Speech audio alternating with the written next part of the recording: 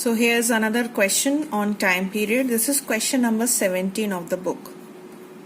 Question says that time period of a certain pendulum is 1.6 seconds.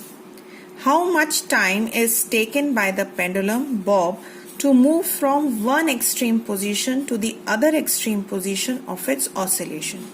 This is a very simple question, provided you know how the oscillation is or happens in a pendulum. So if this is a pendulum which is suspended from a point, so this is the mean position of the pendulum. It goes on one side, this is the extreme position, and then it goes on the other side. This is the second extreme position.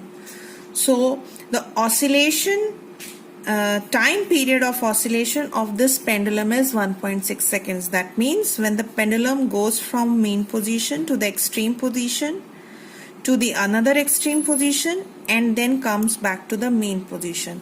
This is one complete oscillation. This is how much? Given as 1.6 seconds. So the question says that what is the time taken from going of the pendulum from going from first extreme position to the second extreme position. So definitely it will be how much? It will be half.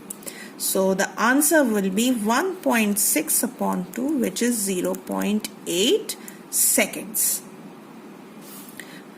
Okay, from one extreme position to another extreme position. So this was the simplest of all the question. There is one more question in the book, children. The very next question, which is question number 18. In this question, the pendulum bob takes a time of 0.5 seconds to move from its mean position to one extreme position. So what is its time period? Now the question says that if you look at this diagram now, which I have drawn just now, that the time taken by this bob to go from mean position to the extreme position is 0.5 seconds. Then what is the total time period?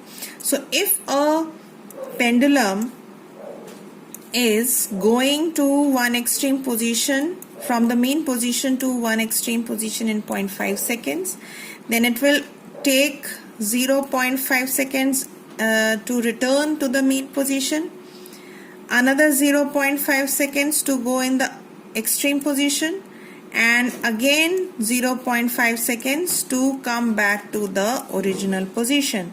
So that means 0.5 plus 0.5 plus 0.5 plus 0.5. So 0.5 multiplied by 4 is how much? It will be equal to 2 seconds. So 2 seconds will be the time period of this pendulum. So these questions are very interesting. You just practice the numericals given in the back.